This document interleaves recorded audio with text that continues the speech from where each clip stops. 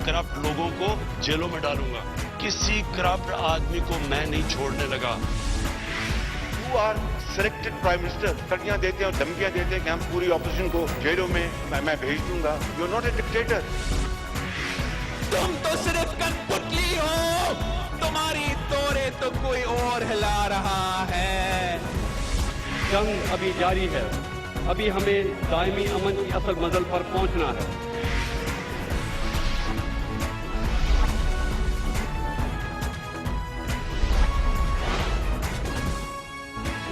आप देख रहे हैं खबरों, तबसरों और तज्जियात पर मबनी पाकिस्तान का सबसे मोतबर न्यूज शो दुनिया, कामरान खान के साथ। अस्सलाम वालेकुम, मैं हूं कामरान खान। पाकिस्तान में इस वक्त सियासी टेम्परेचर बढ़ा हुआ है, एक सियासी कशमकश की सिचुएशन है। ऑब्वियसली अपोजिशन बहुत मुतहर्रिक है, हुकूमत को चैलेंज कर रही है, हुकूमत इससे निपटने की हिकमत अमली तरतीब दे रही है। मगर इस वक्त हुकूमत के लिए शायद ये इतना बड़ा सरदर्द नहीं है या मसला नहीं है जितना ये है कि इस वक्त पाकिस्तान में महंगाई बुरी तरह से सर उठा रही है। और इस वक्त पाकिस्तान में महंगाई का जिन अवाम को खून के आंसू रुला रहा है, बोतल से बाहर आ चुका है। आटा और चीनी की कीमतें तो आसमान से बातें कर रही हैं और हुकूमत का इस जिम्मेदार माफिया को ठहरा कर अपनी जिम्मेदारी से बेनियाज होना काम नहीं आ रहा। ऐसा लगता है इस पूरे मामले में हुकूमत कहीं दूर खो गई है। जबकि महंगाई का ये आलम है कि सब्जियां, गोश्त, इसके अलावा दालें, घी और दसियों अशिया खुर्दनोश एक आम आदमी की दस्तरस से बाहर होती जा रही हैं। मुल्क में इस वक्त चीनी की कीमत 100 रुपए तक पहुंच चुकी है और चक्की का आटा मुल्क की तारीख में महंगा तरीन यानी 80 रुपए फी किलो फरोख्त हो रहा है। इदारा शुमारियात के मुताबिक सिर्फ एक हफ्ते में 24 अशियाए ज़रूरिया की महंगाई हुई है और इस वक्त मार्केट में प्याज 80 रुपए फी किलो, टमाटर 160, दाल माश 240, अदरक बाजार में 600 रुपए किलो हो चुकी है। ब्रांडेड तेल की फी लीटर कीमत 260 रुपए तक पहुंच चुकी है। लगता है महंगाई पर काबू पाने और माफियाज को नकील में डालने के लिए वज़ीर आज़म इमरान खान के ऐलानात और इक़दामात के दावे ज़बानी कलामी रह गए हैं। महंगाई हो गई तो इंशाल्लाह ये जो माफियाज बैठे हुए हैं, जो इस मुल्क में महंगाई करते हैं पैसे बनाने के लिए, एक एक माफिया को हम पकड़ेंगे। हर जगह के ऊपर आपको ये माफियाज नजर आएंगे, आपको ये और भी बड़े बड़े ये जो कार्टेल्स बने हुए हैं, अभी उनके पीछे भी अब हम जाएंगे और इसके ऊपर इंशाल्लाह ये मेरा वादा है इस कौम के साथ, आखिरी हद के ऊपर जाएंगे कि हम इनको अब एक्सपोज करेंगे। ये मेरा आपसे वादा है। जिन्होंने महंगाई करके पैसा बनाया है लोगों के ऊपर, इनको किसी को छोड़ेंगे नहीं हम। माहाना बुनियादों पर भी महंगाई की शरह में इजाफा हुआ है। अगस्त में इन्फ्लेशन की शरह 8.2% थी जो सितंबर में बढ़ के 9% से तजावुज कर गई है। पिछले महीने चिकन की कीमतों में 18%, सब्जियों की कीमत में 30% तक इजाफा देखा गया। टमाटर की कीमत 44%, प्याज की 14% और आलू की कीमतें 6% बढ़ी और साथ ही फल भी 10% के करीब महंगे हो गए हैं। और एक तरफ महंगाई आम आदमी की कमर तोड़ रही है तो दूसरी तरफ 2 साल बाद भी हुकूमत अवाम को इन्फ्लेशन के अलावा बाकी माशी अशारिये दुरुस्त ले जाने का दिलासा देती नजर आ रही है। मुआशी अशारिये हैं वो अल्लाह ताला के फजल से वो बहुत अच्छे और इत्मीनान बख्श हैं, जिसमें कि हमारे जो रिजर्व्स हैं जो कि अल्हम्दुलिल्लाह 20 अरब डॉलर के करीब हमारे रिजर्व्स हैं वो पहुंच गए हैं। इसी वजह से एक्सचेंज रेट भी मोर और लेस स्टेबल है। हमारी लार्ज स्केल मैन्युफैक्चरिंग में बड़ी बेहतरी आई है। हमारा जो करंट अकाउंट डेफिसिट है जो 20 अरब डॉलर पे शुरू हुआ था 2018 में, अब वो भी मुस्बत टेरिटरी में है। उसके अलावा जो फॉरेन डायरेक्ट इन्वेस्टमेंट है यानी जो बैरूनी सरमायाकारी है वो भी बहुत अच्छी है। लुब्बे लुबाब ये कि सिवाय इन्फ्लेशन के और जितने भी हमारे अशारिये हैं, मुआशी अशारिये हैं, वो बड़ी मुस्बत जानिब जा रहे हैं। मगर शिबली फराज साहब को शायद पता है, जिक्र नहीं कर रहे, हुकूमत को भी जानना चाहिए कि आम आदमी को इन अशारियों से कुछ लेना देना नहीं। वो तो एक आम रोज़ाना की ज़िंदगी की बात करते हैं। वो किसी सूरत से महंगाई से छुटकारा हासिल करना चाहते हैं। उनके जो किचन के एक्सपेंसेस हैं वो जो बेकाबू हो रहे हैं उसको काबू में लाना चाहते हैं। यकीनन वजूहात ज़रूर हैं। हालिया बारिशों ने फसलों को बुरी तरह से नुकसान पहुँचाया है, जिसमें सब्ज़ी वगैरह की फसलें भी शामिल हैं। मगर बहरहाल हुकूमत जितने बड़े दावे कर रही है, प्रेस कॉन्फ्रेंसेस और ऐलानात करके कर रही है, ये तमाम ज़मीनी हक़ाइक़ ये हैं कि आम आदमी महंगाई का अज़ाब झेल रहा है। और पिछले 3 महीनों से महंगाई की सूरत हाल क्या है, अवाम कैसे गुजारा कर रहे हैं और बाज़ारों में क्या हाल है, ये हम आपको दिखाते हैं इस खुसूसी रिपोर्ट में। हमारे नुमाइंदे खुसूसी حماد عالم نے ترتیب دی۔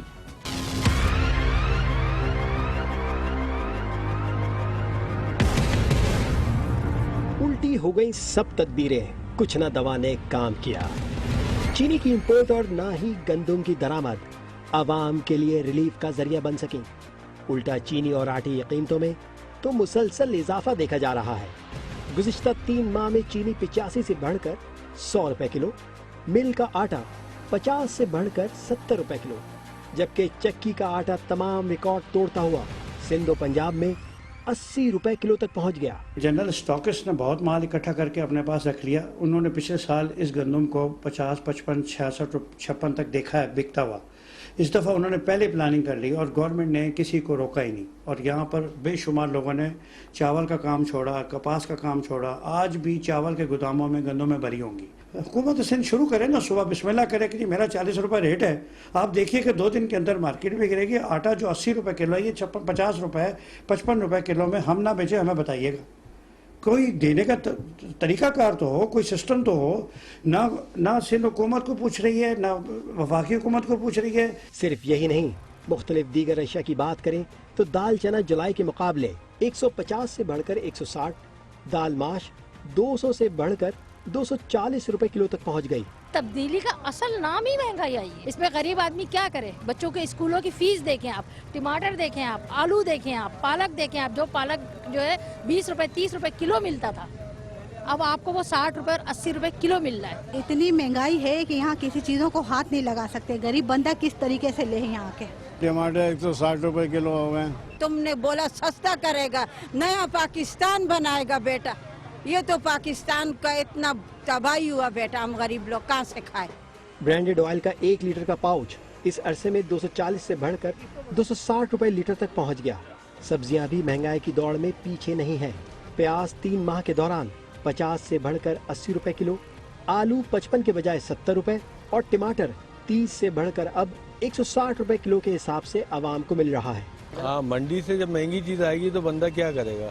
اس کو بھی گھر چلانا ہے اور دکاندار کو بھی گھر چلانا ہے۔ چاول کے ریٹ ہائیک ہو گئے ہیں، چکن والے کے پاس جائیں تو چکن کے ریٹ اتنے ہائیک ہو گئے ہیں، تو اب مہنگائی میں زندہ رہنا مشکل ہو گیا ہے۔ ہم سیلری پیشہ لوگ ہوتے ہیں، جو گورنمنٹ ہے تو ان کا تو کہہ نہیں سکتے، سیلری پیشہ لوگ ہیں تو ان کے لیے تو بہت مشکل ہے کہ وہ سبزی خرید لیں۔ نہ جی سکتا ہے نہ مر سکتا۔ دکانداروں سے بات کریں تو وہ اپنی الگ منطق پیش کرتے ہیں۔ بھائی یہ باہر سے ادرک آ رہی ہے، یہاں پاکستان کی ہے نہیں، اور یہاں پاکستان کی بھی چیزیں ہمیں مہنگی مل رہی ہے۔ یہ جو گورنمنٹ ہمیں لوٹ رہی ہے، ہم عوام کو لوٹ رہے ہیں۔ یہ گورنمنٹ اپنے پیدے گیری کے چکر میں 138 کا ریٹ دیے ہوا ہے زندہ بیچنے کا۔ پوری کراچی میں اگر 138 کو خریداری ہوگی تو ہم 50,000 روپے انعام دیں گے گورنمنٹ کو۔ بارش اور سیلاب آ گیا، اس کی وجہ سے سبزی مہنگی ہے۔ بے لگام مہنگائی اس بات کی عکاسی کر رہی ہے کہ پرائس کنٹرول کا نظام مفلوج ہو کر رہ گیا ہے۔ پرائس کنٹرول جو ہے وہ ایک ڈپارٹمنٹ ہے جو کمشنر کراچی کے تحت چلتا ہے۔ اس کے اوپر جو ہے وہ بیورو آف سپلائی ہے، جہاں پر 3 سال تقریباً 2 سال سے کوئی ڈائریکٹر نہیں ہے اور وہ اس کا کوئی کام نہیں ہے، تو وہ اس ادارہ جو ہے وہ کنٹرول نہیں کر سکتا، اس لیے گائیڈ نہیں کرے گا کمشنر کو۔ عوام کہتے ہیں کہ منافع خور اور ذخیرہ اندوزوں کو بھی اندازہ ہے کہ کوئی ان کا کچھ نہیں بگاڑ سکتا۔ صوبائی اور وفاقی حکومت بند کمروں میں مہنگائی کے جائزہ اجلاس ضرور بلا لیتی ہے، لیکن اس کی روک تھام کے لیے کچھ نہیں کر پا رہی۔ ماہرانہ انداز سے ماہرانہ عوامل کو سامنے رکھتے ہوئے جائزہ لیتے ہیں مہنگائی کی وجوہات کیا ہوتی ہیں۔ میں جوائن کر رہے ہیں لاہور سے پروفیسر ڈاکٹر راشد امجد، جو کہ پروفیسر آف اکنامکس ہیں لاہور اسکول آف اکنامکس میں۔ بہت بہت شکریہ ڈاکٹر صاحب، آپ نے ہمیں جوائن کیا۔ ایک عام پاکستانیوں کو اگر ہم سمجھانا چاہیں، ملک میں سرج آتا ہے مہنگائی کا، جیسے کہ ہم آج کل دیکھ رہے ہیں، کیونکہ مجموعی طور پہ پاکستان میں شرح سود کم ہے اور دوسرے اشاریہ اچھے ہیں، کیا اس کی وجوہات ہو سکتی ہیں، خاص طور پہ اگر پاکستان کی زمینی حقائق ہم دیکھیں؟ عمران خان صاحب، آپ نے بالکل صحیح کہا کہ جو عام آدمی ہیں، جو لوگ ہیں، وہ بڑے مشکل وقت سے گزر رہے ہیں۔ ایک طرف کووڈ ہے اور دوسری طرف یہ مہنگائی ہے، اور جب میں دیکھتا ہوں کہ گورنمنٹ کی جو پالیسیز ہیں، انہوں نے انفلیشن کو وہ امپورٹنس نہیں دی، کیونکہ یہ میکرو انڈیکیٹرز کی طرف دیکھ رہے ہیں اور چیزوں کی طرف دیکھ رہے ہیں۔ یہ بات صحیح ہے کہ اور ملکوں میں بھی فوڈ انفلیشن بڑی ہے، لیکن اس طریقے سے فوڈ انفلیشن نہیں, بڑی وولوٹیلٹی ہوئی ہے بیکاز سپلائی کنسٹرینٹس آئے ہیں کووڈ کی وجہ سے. بنگلہ دیش میں 4.5% انفلیشن ہے, انڈیا میں 5% ہے. پاکستان میں اس وقت پچھلے جنوری سے لے کے اب تک inflation is uncontrollable and getting more out of control, اور یہ بڑا ورrisome ہے. اور میرا اپنا خیال یہ ہے تو آپ جیسے جو ایکسپرٹس ہیں, جو اکنامکس کو پڑھتے ہیں, سمجھتے ہیں, آپریشنلائز کر سکتے ہیں, وہ کیا چیز ہے جو کہ ہماری حکومت نہیں کر رہی, یا یہ کہ ہماری معیشت کے مسائل ہیں جس کی وجہ سے مہنگائی جو ہے ان لیولز تک نہیں ہے جو ہمارے خطے میں ہے؟ دیکھیں بات یہ ہے کہ اس وقت جو وجہ ہے انفلیشن کی, جس نے 7 سے 8 اور 8 سے اب آپ نے کہا 9% کر دیا, وہ فوڈ انفلیشن. بیسکلی فوڈ, بہت پیرشیبل اور نان پیرشیبل, اور کوئی چیز نہیں ہے جو اس کو اس لیول پہ ٹریگر آف کر رہی. تو کیا یہ ہم کہہ سکتے ہیں کہ یہ وقتی چیز ہے, کیونکہ بارشوں نے آبویسلی فصلوں کو بہت بری طرح سے متاثر کیا ہے آل اکراس؟ یہ بات صحیح ہے کہ اسپیشلی ویٹ کراپ یہ بارشوں سے کافی افیکٹ ہوئی ہے, لیکن یہ جو وولٹیلٹی اور کنسسٹنٹ رائز ان پرائسز ہیں, اس کی 2 وجوہات ہیں.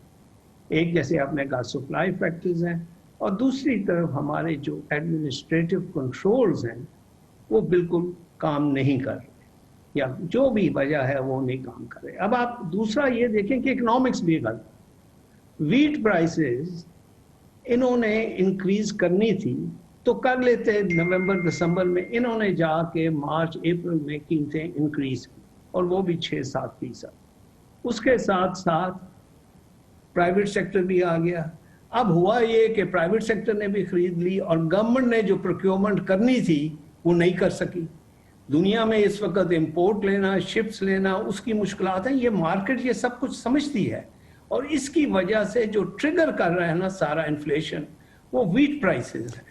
اچھا, اور ڈاکٹر صاحب ایک اور چیز کائنڈلی سمجھائیے کہ ہم تو فوڈ سفیشینٹ ہوتے تھے, ہمارا سب سے بڑا ایک ایسٹ یہ ہوتا تھا کہ ہم ان معاملوں میں سفیشینٹ ہے, ہمارے پاس سپلائیز زیادہ ہونی چاہیے, ہماری تو ڈیمانڈ کم ہے, ہماری سپلائیز زیادہ ہونی چاہیے, اور ایسا رہا ہے. لیکن یہ کیا طریقہ کار ہے جس کی وجہ سے یہ انسینٹیو ہوتا ہے نا ہولڈنگ کا, کہ لوگ ہولڈ کریں؟ دنیا میں اگر کہیں پہ بھی اتنا انسینٹیو ہوگا تو جو جس کے پاس پروڈیوس ہوگی وہ ہولڈ کرے گا.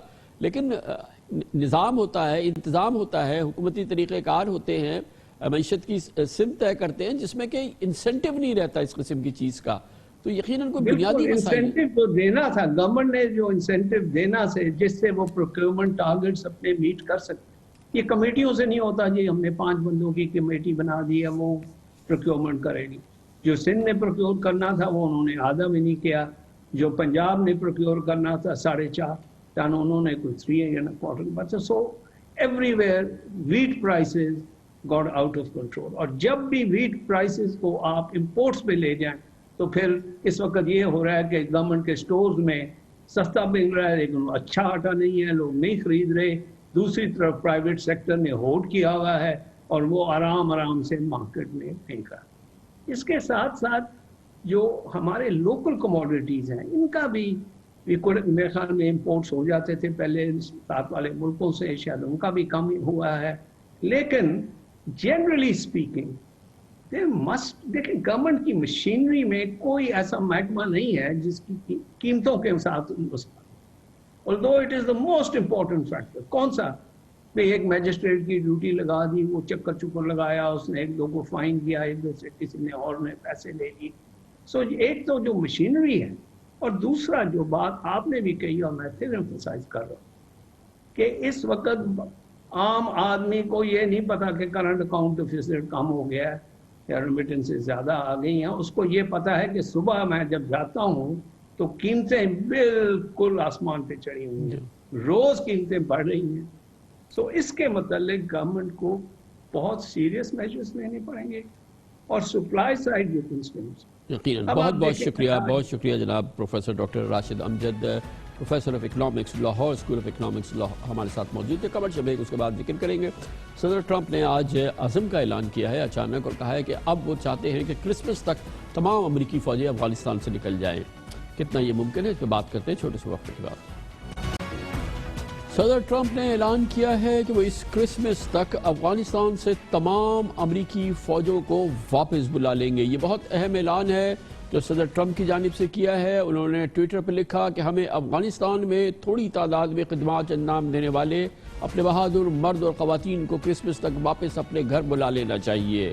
صدر ٹرمپ کے اس دو ٹوک اعلان پر جہاں ماہرین کو تھوڑی حیرانی ہوئی ہے وہیں ان کا یہ بھی کہنا ہے کہ اگلے ماہ کی 3 تاریخ کو امریکہ میں انتخابات ہیں اور صدر ٹرمپ افغانستان میں 19 سال سے جنگ میں پھنسے امریکی فوجیوں کو ہر قیمت پر واپس لانا چاہتے ہیں اور اس میں 2 دہائیوں بمحیط جنگ سے باہر آنا چاہتے ہیں. انہوں نے امریکی عوام سے اپنی پچھلی انتخابی مہم میں بھی یہ وعدہ کیا تھا کہ وہ ہر صورت میں وہ پورا کریں گے یہ وعدہ، اور ظاہر ہے کہ موجودہ انتخابات میں انہیں اس کا فائدہ بھی ہوگا جس میں کم از کم ابھی تک ان کی کامیابی فی الحال مشکل دکھائی دیتی ہے. دلچسپ بات یہ ہے کہ صدر ٹرمپ کی ٹویٹ سے چند ہی گھنٹوں پہلے صدر ٹرمپ کے قومی سلامتی کے مشیر رابرٹ اوبرائن نے اعلان کیا تھا کہ اگلے سال کے شروع تک افغانستان میں امریکی افواج کم کر کے 2500 تک کر دیا جائے گا. اس سال فروری میں امریکہ اور طالبان میں دوحہ میں مذاکرات ہوئے تھے جس کی روشنی میں ایک معاہدہ طے پایا تھا. معاہدے کے تحت افغانستان سے تمام امریکی فوجوں کا انخلا اگلے سال کے وسط تک مکمل ہونا تھا، لیکن اب صدر ٹرمپ کے حالیہ اعلان سے لگتا ہے کہ صدر ٹرمپ اس معاہدے پر جلد از جلد عمل کرنا چاہتے ہیں. آج طالبان نے باقاعدہ اس اعلان کا خیر مقدم کیا ہے. اس نئی ڈیولپمنٹ پہ بات کرتے ہیں. ہمیں جوائن کر رہے ہیں افغان امور کے ممتاز سینئر صحافی اور پاکستان کے سینئر ترین صحافیوں میں سے ایک ہے جناب رحیم اللہ یوسفزئی، پشاور سے ہمارے ساتھ موجود ہیں. بہت بہت شکریہ رحیم اللہ صاحب. آپ کیسے دیکھتے ہیں صدر ٹرمپ اور مجموعی طور پہ امریکی انتظامیہ اب ڈیسپریٹ نظر آتی ہے کہ افغانستان میں امریکی افواج کی صرف علامتی اب پریزنس رہ جائے، وہ نکلے کسی صورت سے یہاں سے؟ ہاں بالکل، یہ آپ کی بات تو صحیح ہے کہ ٹرمپ تو کافی عرصے سے کوشش کر رہے ہیں کہ اپنی فوج کو واپس بلائیں.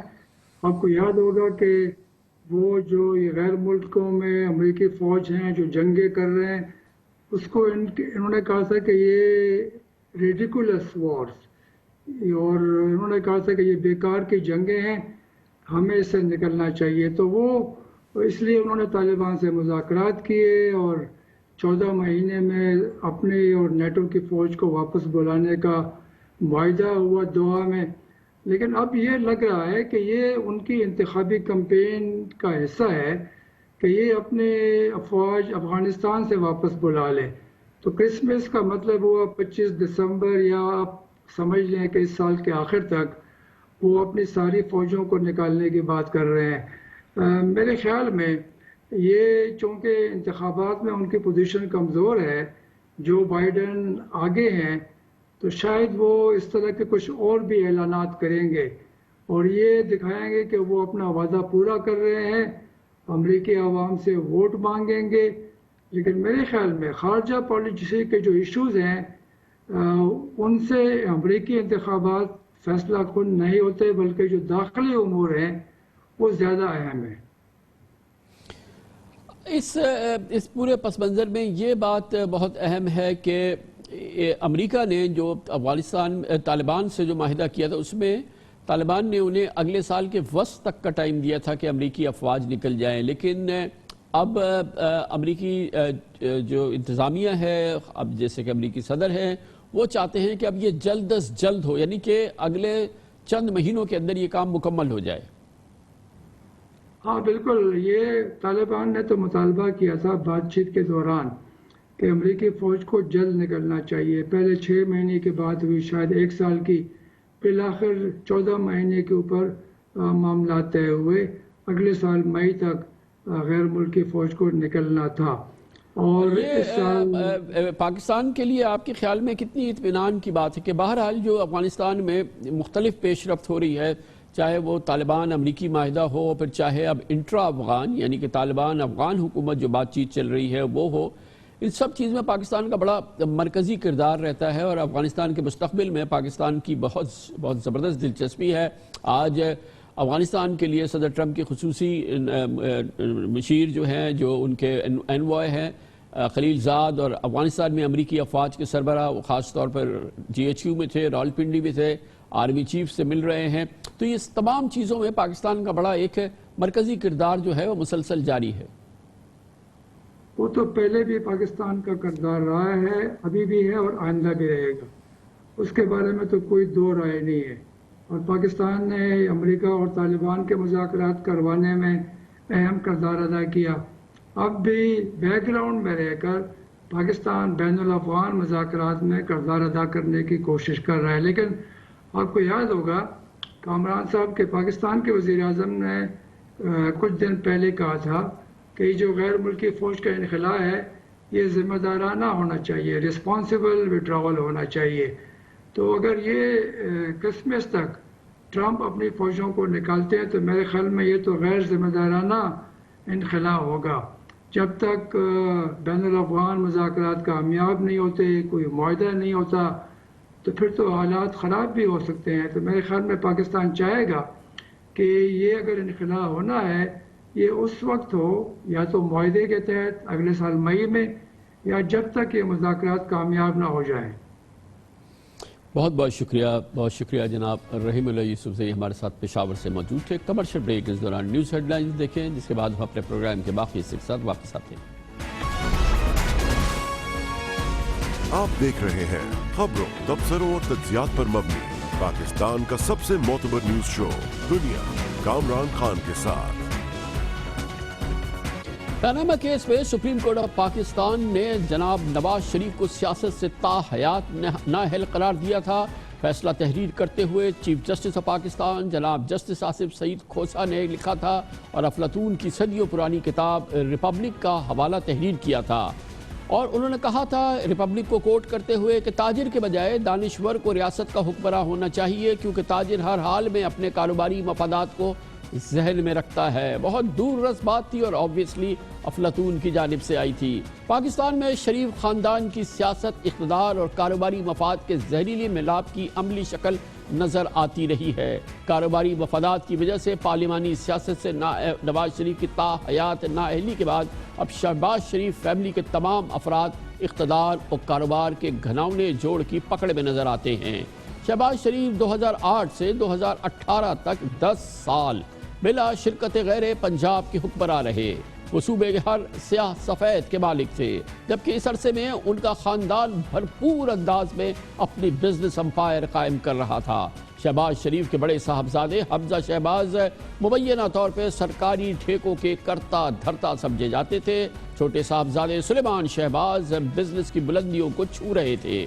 Energy, poultry, sugar, steel, plastic, dairy, construction, trading اور نہ جانے کون کون سے کاروبار تھے جو شہباز شریف فیملی کی دسترس میں آ رہے تھے اور خود بخود آ رہے تھے۔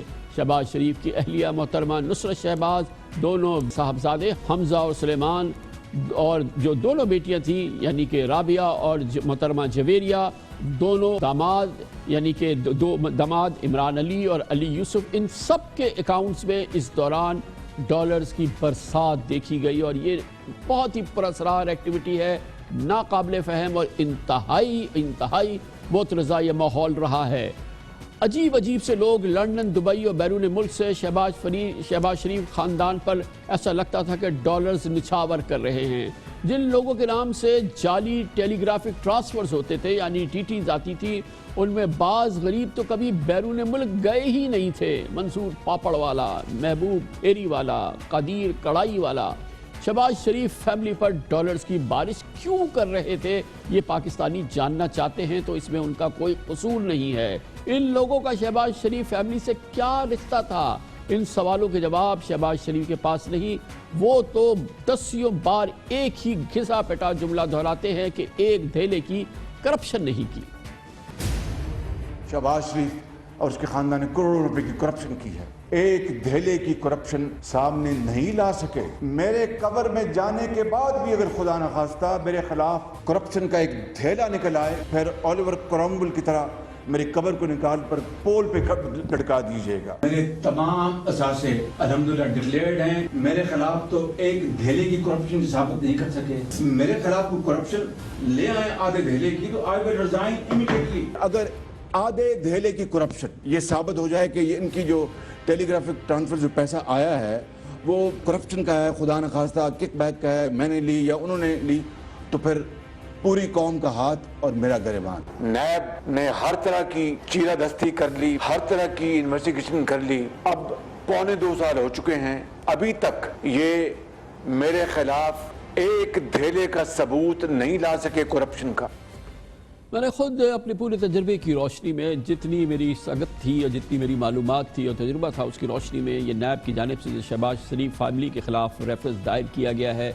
इसमें जो दस्तावेज़ी शवाहिद लगाए गए हैं, जो बैंकिंग ट्रांजैक्शंस की मालूमात दी गई हैं, जो उसकी बहुत ही माइन्यूट डिटेल्स के साथ ये जो इन्वेस्टिगेशंस के मामलात हैं वो सामने रखे गए हैं, उससे वाज़ेह तौर पे लगता है कि 2008 से 2018 के दरमियान शहबाज के असासों में 70 गुना, हमजा शहबाज के असासों में 700 गुना, सुलेमान शहबाज के असासों में 1000 गुना शहबाज शरीफ को इजाफा होता चला जा रहा है। और वो सब डिक्लेयर्ड है, और ये माफ़ कीजिएगा वो तमाम मामलात हैं जिनका दस्तावेज़ी सबूत मौजूद है।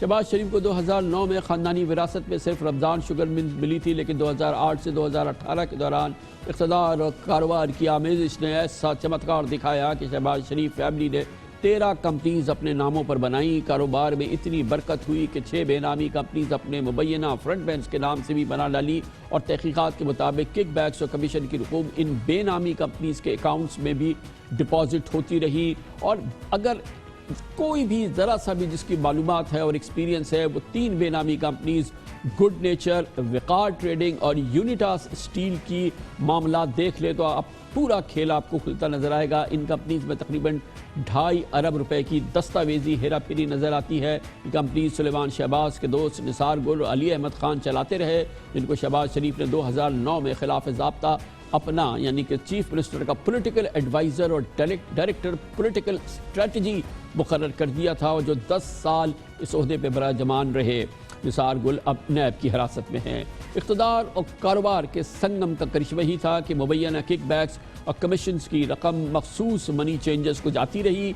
मिली भगत से रकम बैरून मुल्क ट्रांसफ़र हो जाती और फिर वहाँ से जाली और फर्जी टीटीज़ के तमाम रकूम शहबाज शरीफ के फैमिलीज़ के, उनके फ्रंटमैन के अकाउंट्स में आती रही, और इसके तमाम दस्तावेजी सबूत मौजूद है।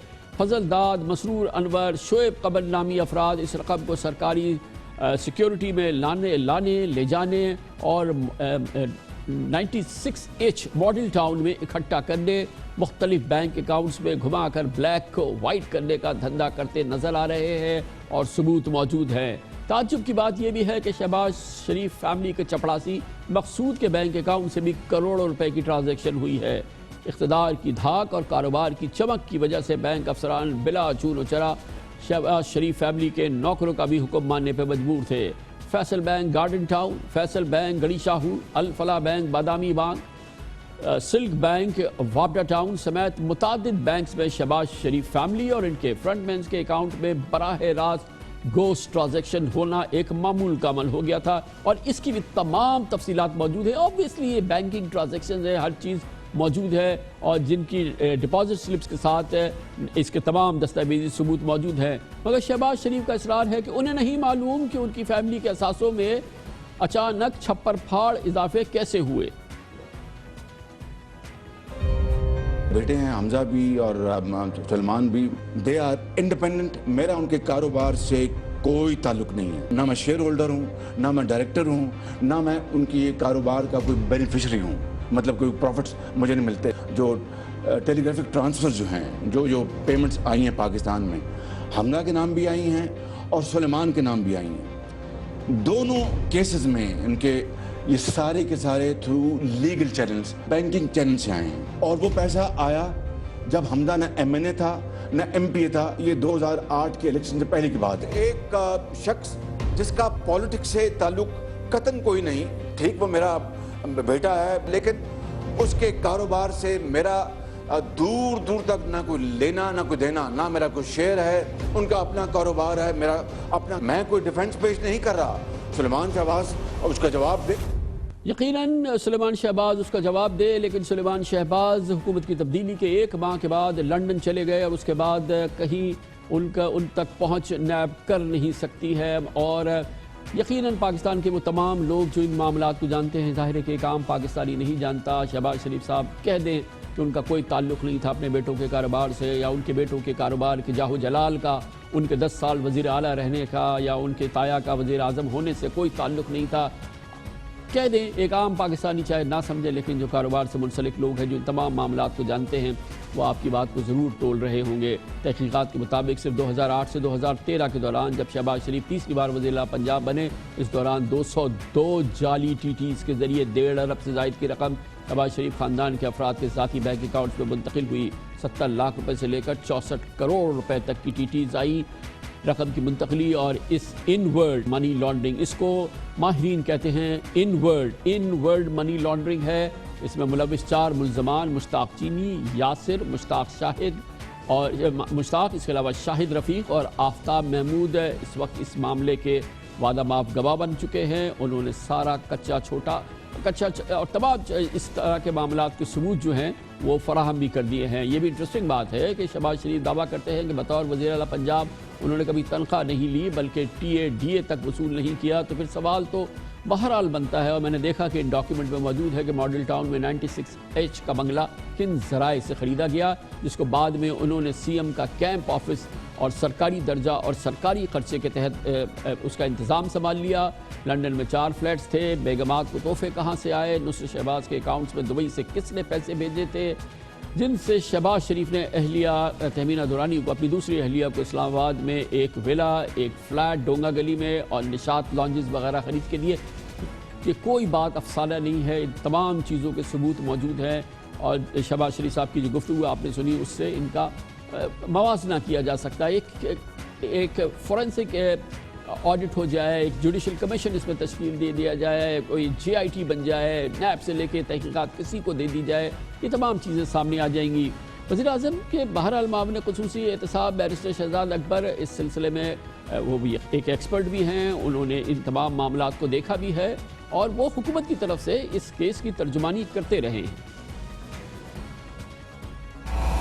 ایک سے زائد بہت زیادہ سسپیشیس ٹرانزیکشنز رپورٹ ہوئی تھی نیب کو، جہاں سے اس تفتیش کا آغاز ہوا. اب وہ تمام شواہد، تمام ڈاکومنٹری ایویڈنس ایک ریفرنس کی صورت میں لاہور کی اکاؤنٹیبلٹی کورٹ میں داخل ہو چکا ہے. اس ریفرنس سے اچھا اور مضبوط ریفرنس نیب کا میں نہیں سمجھتا کہ آج تک کبھی فائل ہوا ہوگا پاکستان میں. 55 والیومز پہ مشتمل 25,000 صفحات اینڈ آل ڈاکومنٹری ایویڈنس. اس کے اندر بینکنگ کیا ایویڈنس ہے، بڑا اسٹریٹ فارورڈ سے ایویڈنس ہوتا ہے. کمپنیز کے ریکارڈز ہیں SECP کے، ٹیکس کی اس کے اندر ریکارڈز ہیں، الیکشن کمیشن کے ریکارڈز ہیں، فورن ریمیٹنسز کے ریکارڈز ہیں، سوئفٹ میسیجز ہیں، فارم R ہوتے ہیں. وہ تمام چیزیں اس ریکارڈ کا حصہ ہے. اس میں 16 ملزمان نامزد کیے گئے ہیں، جس میں سے 6 فیملی ممبرز ہیں. شہباز شریف صاحب خود ہیں اس کے، جو کہ سربراہ ہیں اس پورے رنگ کے. یہی نیب کا ریفرنس کہتا ہے، یہ کوئی میرے الفاظ نہیں ہیں. اس کے علاوہ ان کے بچے ہیں جن کے نام پہ بھی منی لانڈرنگ ہوئی ہے، وہ سب لوگ شامل ہیں.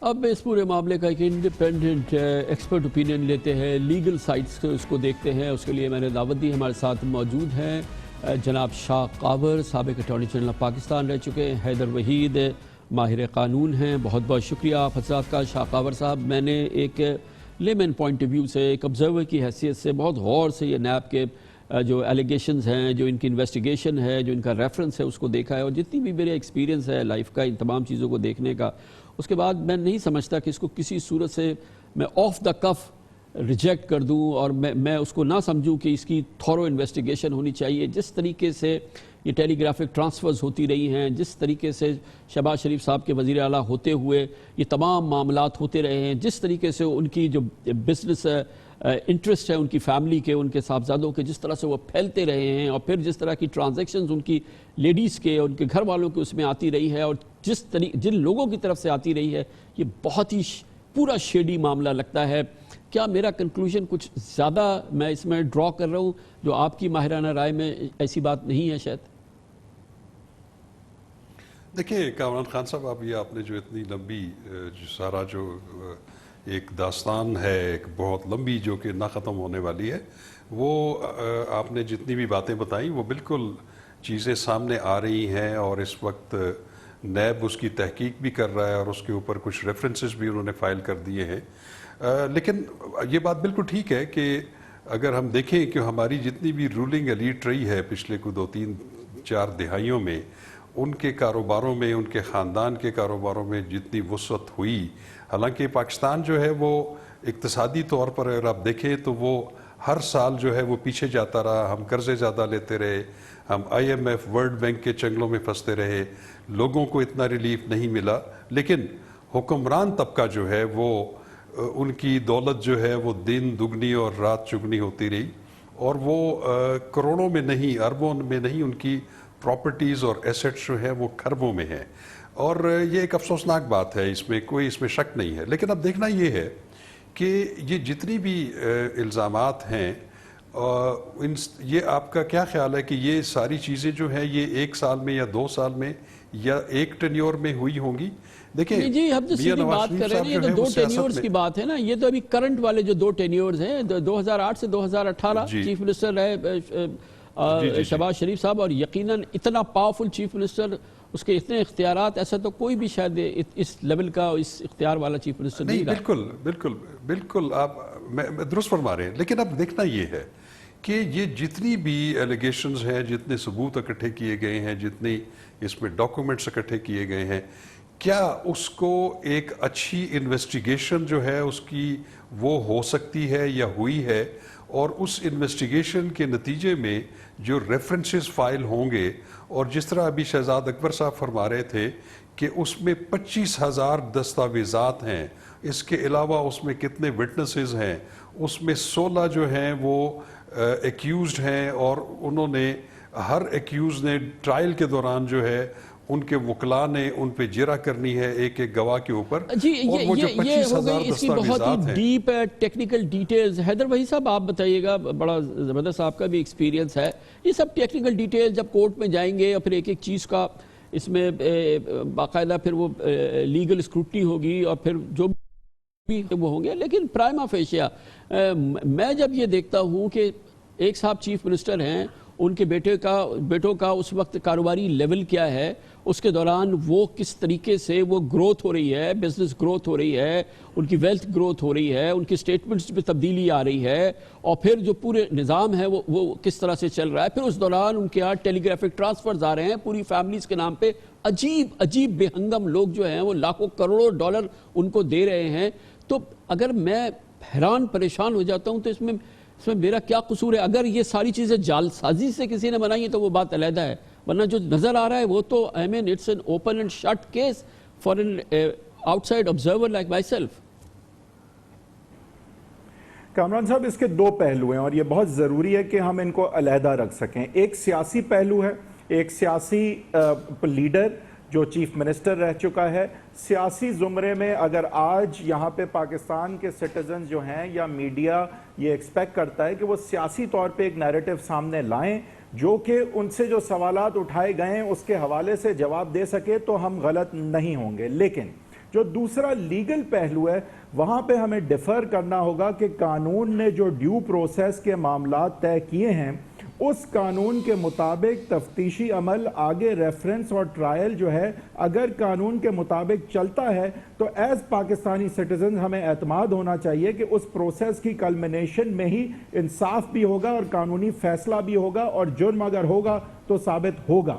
ہم یہ نہیں کر سکتے کہ میڈیا پہ بیٹھ کے ان کی لیگل پروسیس پہ میرٹس پہ بات کریں، کیونکہ جو کویسچنز ان سے کیے گئے ہیں ان کا جواب اگر تو انہوں نے جان کے تسلی بخش نہیں دیا تو نیب کے پاس پورے پاورز ہیں کہ ان کو، اور اس چیز کی 10 سال سزا ہے اگر آپ نیب کے سوالات کو جان کے مسلیڈ کرتے ہوئے اوائڈ کرتے ہیں تفتیشی عمل میں، یہ ایک انڈیپینڈنٹ کرمنل آفینس ہے۔ مگر حیدر بھائی صاحب آپ نے سنا ابھی اس معاملے کا ایک بہت اہم پہلو ہے، اور وہ یہ کہ شہباز شریف صاحب اپنے بیان میں ابھی آپ نے پبلک سٹیٹمنٹ سنا کہ میرا بیٹا سلیمان شہباز جو ہے وہ پورے خاندان کے مالی چیزوں کا مالک ہوتا تھا، آپ اس سے پوچھے وہ جواب دے، اور سلیمان شہباز جیسی حکومت تبدیل ہوئی اس کے چند ہفتوں کے اندر لنڈن چلے گئے اور کسی صورت سے وہ نیب کی دسترس میں نہیں آ رہے۔ کیا یہ اپنے آپ کو فیئر ٹرائل کے لیے اور فیئر اکاؤنٹیبلٹی کے لیے پیش کرنے کا طریقہ ہے؟ اب دیکھیں یہ آپ نے اچھی بات کی کہ یہ جو اب دیکھیں سیاسی زمرے میں اور میڈیا پہ جو مجموعی طور پہ ایک نقشہ کھچ رہا ہے، وہاں پہ پھر ہم ایز سٹیزنز حق بجانب ہیں کہ ہم کہیں کہ جو مین ملزم تھے وہ جو کہ شہباز شریف صاحب کہہ رہے ہیں کہ سارا کاروبار وہ سنبھالتے تھے، یہ سارے ٹی ٹی ٹرانسفر ساری چیزوں کا جواب انہوں نے دینا ہے، اور وہ حکومت بدلنے کے اگر ایک ماہ بعد چلے جاتے ہیں تو اس سے جو انفرنس لی جاتی ہے وہ بالکل it is open to you کہ آپ اس کی ایک نیگیٹو انفرنس لیں، لیکن ہو سکتا ہے کہ دوسری طرف کا بیانیہ یہ آئے کہ وہ اس حکومت کو ایک اپریسو اور ایک وکٹمائزنگ حکومت پھر کیا ہے؟ پھر تو حیدر بھائی صاحب پھر تو کسی یہ حکومت کا معاملہ ہے، یہ عدالتوں میں جانا ہے، پھر تو اس کا مطلب یہ ہے کہ پھر اس میں سے کسی چیز کی تحقیق نہ ہو، یہی تو کہہ رہی ہے اپوزیشن کی اپریسو گورنمنٹ ہے، یہ فلاں ہے، یہ فلاں ہے، پھر تو چیپٹر کلوز کریں نا، پھر تو یہ سارے کیسز اگر اس نیریٹو کو کیا ہمیں ماننا چاہیے؟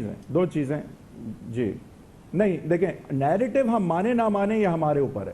پولیٹیکل نیریٹو ایک چیف منسٹر جو دے رہا ہے ہمارے اوپر ہے citizens of Pakistan as electorate کہ ہم اس سے مطمئن ہوں یا نہ ہوں.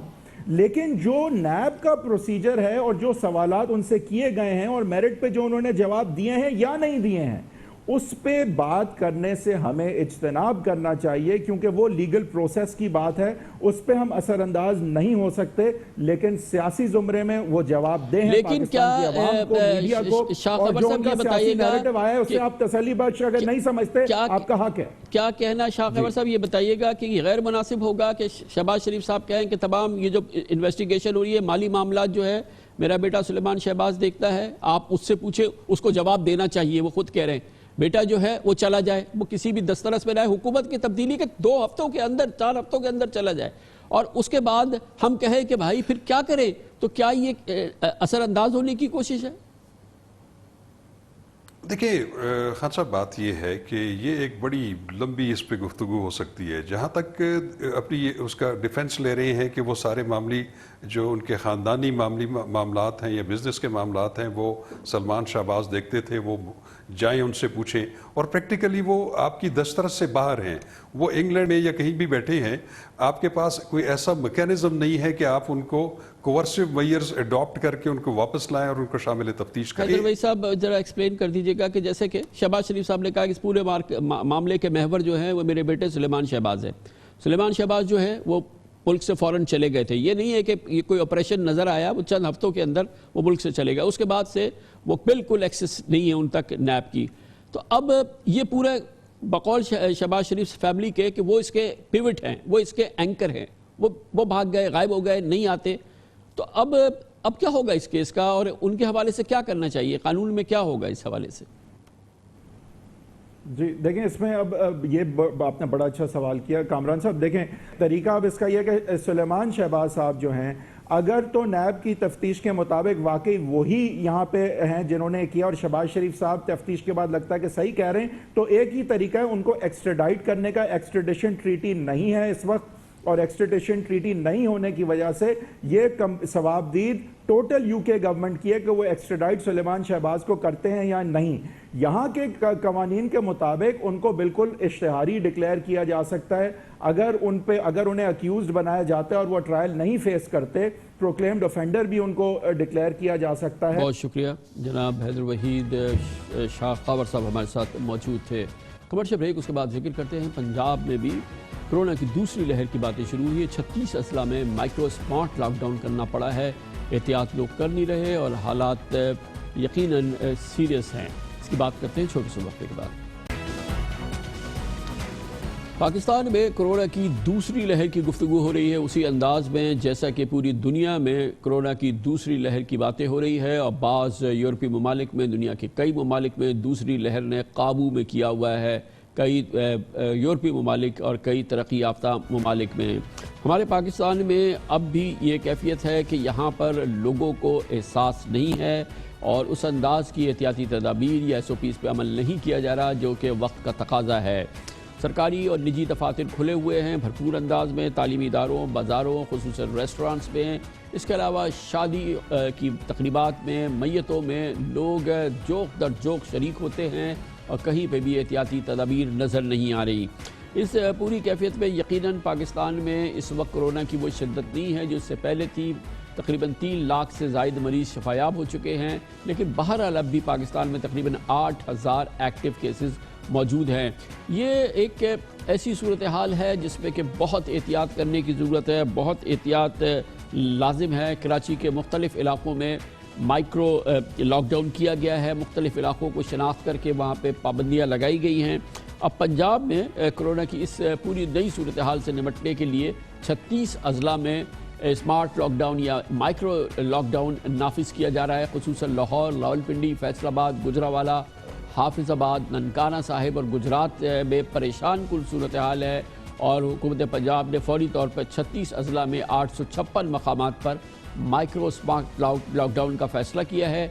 इसमें 7,295 शहरियों को उनकी रिहाइश गाहों तक महदूद किया जाएगा। बहुत टारगेटेड ये लॉकडाउन किया जा रहा है और पूरी आबादियों को इसका शिकार नहीं किया जा रहा। माइक्रो स्मार्ट लॉकडाउन इन अजला में पिछले 2 दिनों में कोरोना के जिन जगहों पे हुआ है, कोरोना के 1235 मज़बूत केसेस की निशानदही के बाद किया गया।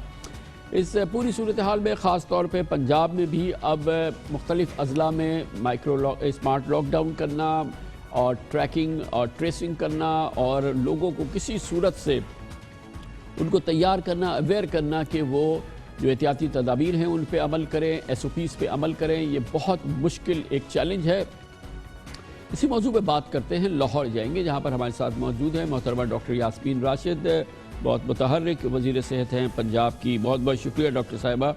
ये फरमाइएगा कि कितने आप कंसर्न्ड हैं, वरिड हैं, ये जो नए केसेस आ रहे हैं और जो जिस अंदाज से भी ये इसमें अगर हम कह सकते हैं तेज़ी आ रही है, कितनी आपके लिए कंसर्न की बात है ये? कामरान साहब, बेसिकली तो बहुत ज़्यादा कंसर्न की इसलिए बात है कि आपको पता है बहुत मुश्किल से मईशत का पहिया जो है दोबारा चला है और आपको पता है बाकी मुल्कों के लिहाज से हमारे हालात कुछ कंपैरेटिवली बेहतर थे, लेकिन अफसोस से कहना पड़ता है जिस तरह आपने फरमाया अपने इनिशियल एड्रेस में कि लोग जो हैं वो हिफाजती तदाबीरें उस तरह अब इख्तियार नहीं करते। उनका ख्याल है कि कोरोना ख़त्म हो गया। तो मेरा ख्याल आपके प्रोग्राम से ये बताना बहुत ज़रूरी है कि कोरोना ख़त्म नहीं हुआ। अगर कोरोना ख़त्म हो जाता तो रोज़ाना के केसेस हमारे आते ना, और आहिस्ता आहिस्ता पहले हमारे 2 डिजिट्स में चले गए थे, अब दोबारा 124 केसेस आज के दिन में उनकी तशख़ीस हुई है और हमने तकरीबन 10,000 टेस्ट किए हैं। और फिर जिस तरह आपने फरमाया है कि कुछ इलाकों के अंदर यानी जो माइक्रोसॉफ्ट ये स्मार्ट लॉकडाउन्स हैं उनमें सबसे इम्पॉर्टेंट ये चीज़ है, पहले तो हम मरीज़ आइडेंटिफाई करते हैं, फिर उनके कॉन्टैक्ट्स को आइडेंटिफाई करते हैं, फिर उस एरिया को लॉकडाउन करते हैं और तकरीबन 7,000 से ज़ायद लोग जो हैं they will be under isolation.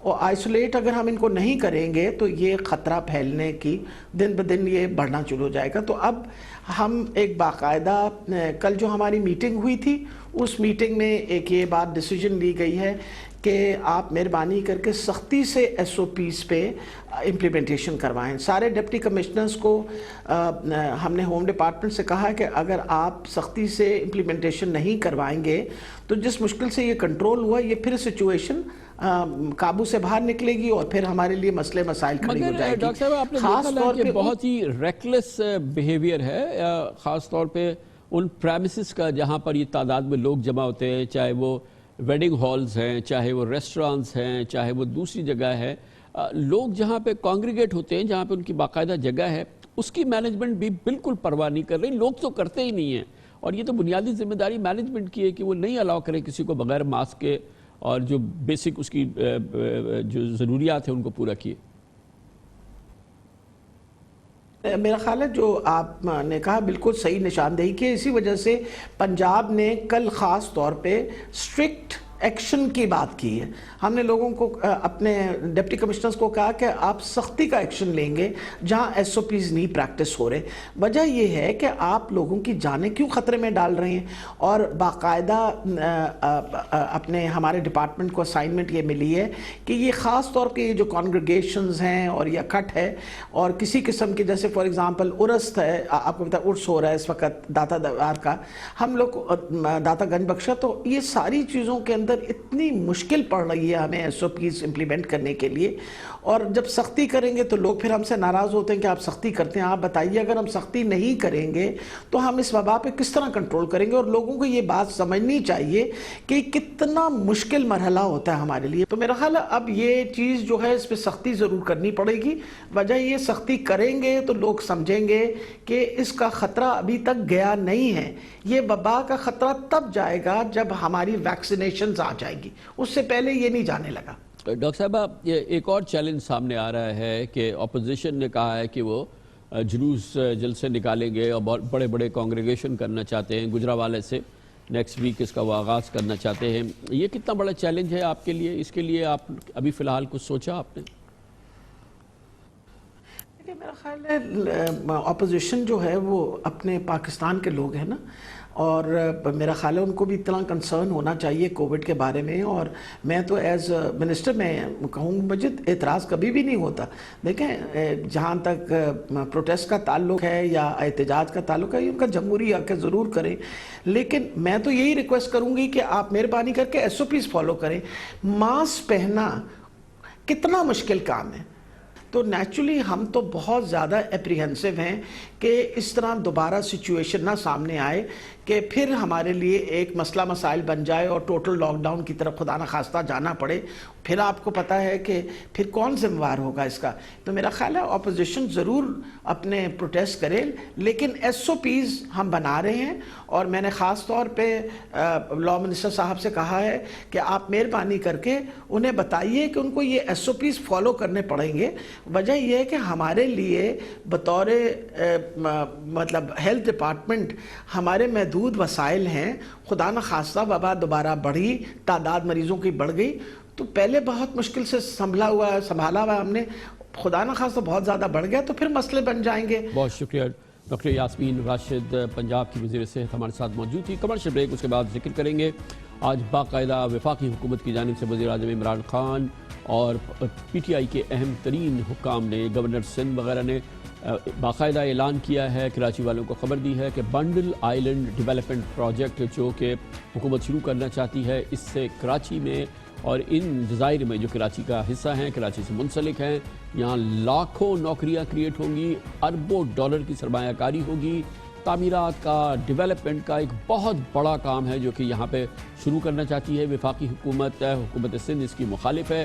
یقیناً یہ ایک تنازع ہے جو جنم لے رہا ہے، مگر اس کی بات کرتے ہیں چھوٹے سے وقفے کے بعد. پاکستان میں تعمیرات ہو، نوکریاں پیدا ہو، معیشت کا پہیہ بھرپور انداز میں چلے. وزیر اعظم عمران خان اس سلسلے میں ان کے دو بہت ہی پسندیدہ، بہت ہی ان کے ایمبیشس پروجیکٹ ہیں. ایک لاہور میں ہے، راوی ریور فرنٹ اربن ڈیولپمنٹ، اور دوسرا بنڈل آئلینڈ منصوبہ جو کہ کراچی کے جزائر پر مشتمل ہے. آج اس حوالے سے اجلاس ہوا جس میں سندھ کے بنڈل آئلینڈ کی ڈیولپمنٹ اور اس پر نئے جدید اور ویل پلانڈ شہر آباد کرنے کے متعلق مشاورت ہوئی. یقیناً اگر وزیر اعظم عمران خان کا یہ خواب تعبیر پاتا ہے تو نہ صرف یہ کہ سندھ بلکہ پاکستان کے لیے شاندار معاشی کامیابی ہوگی، اس سے سندھ میں خوشحالی کا ایک نئے باب کا آغاز ہو سکتا ہے، اور کراچی کے لیے تو یقیناً یہ ایک گیم چینجر ثابت ہو سکتا ہے. آج کے اجلاس میں گورنر سندھ عمران اسماعیل، پنجاب اور سندھ کے chief secretaries, chairman Naya Pakistan development authority lieutenant general retired Anwar Haider موجود تھے. اس اجلاس کے بعد آج باقاعدہ پہلی بریفنگ دی وفاق کی جانب سے گورنر سندھ نے اس معاملے پر، اور انہوں نے کہا کہ کراچی کے جزائر پر 2 نئے شہر آباد کرنا چاہتے ہیں اس پروجیکٹ کے ذریعے، اور اس میں تقریباً $50 بلین کی انویسٹمنٹ آ سکتی ہے، لاکھوں نوکریاں پیدا ہوں گی. ایک نیا شہر آباد ہونے جا رہا ہے، یہ وزیر اعظم کا ویژن ہے. خواہش وزیر اعظم کی ہے کہ بنڈل آئلینڈ راوی سے زیادہ تیزی کے ساتھ ابھرے اور اس کے اوپر کام شروع. پاکستان کا پہلا ایسا شہر ہوگا جس کا ایک جامع ماسٹر پلان کے ساتھ اس کو وہاں پہ بنایا جائے گا. تقریباً $50 بلین اس کے اندر US ڈالر اس کے اندر آئیں گے. اوورسیز پاکستانی بھی اس کو دیکھ رہے ہیں اور انٹرنیشنل فرمز، کمپنیز بھی اس کو دیکھ رہی ہیں. قدرتی جنگل ہے مینگرووز کی صورت میں، اس کی نیچرل ہیبیٹاٹ کو برقرار رکھا جائے گا. ہمارے کچھ فشرمینز کو وہاں پہ تحفظات تھے جن کو دور کر دیا جائے گا. وہاں پہ ہم سب سے بڑی فش مارکیٹ بنانے جا رہے ہیں جس کے اندر ہاربر فش مارکیٹ، جس کے اندر جدید سائنسی ٹیکنالوجی استعمال کی جائے گی، جس کے اندر جدید तर्ज पे वहाँ से पाकिस्तान की फिशरी को एक्सपोर्ट मिलेगी और इसके अंदर तकरीबन 40 से 50 लाख टूरिस्ट सिंध में आएंगे एक बार ये आइलैंड अगर डेवलप हो जाता। आज की इस डेवलपमेंट के बाद ये उम्मीद पैदा हुई कि बंडल आइलैंड को लेकर पिछले माह से वफाक और सिंध हुकूमत के दरमियान ओनरशिप का जारी तनाज़ा शायद अपने अख्ताम को पहुँचे, मामलात मुफाहमत की तरफ बढ़ें। इस बात का इशारा आज गवर्नर सिंध ने भी दिया जब उन्होंने कहा कि वफाक और सूबाई हुकूमत के ताउन के बगैर ये मनसूबा नहीं मुकम्मल हो सकेगा। उन्होंने बताया कि वज़ीर आला सिंध से मुलाकात करके उनके तहफ़्फ़ुज़ात दूर करने की कोशिश करेंगे।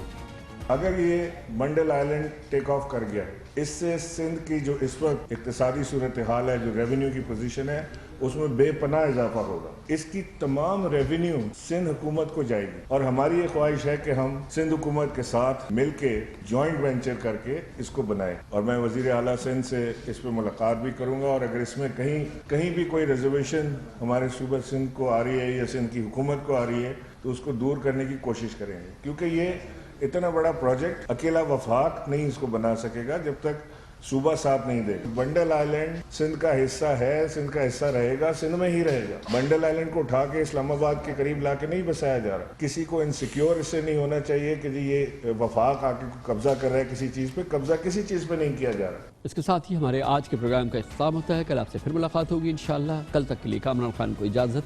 अल्लाह हाफ़िज़ Nasir. Hi, it's Sayyeda Shanaz here. Thank you for watching Dunya News. For more videos and updates, don't forget to click the subscribe button. Keep watching Dunya News.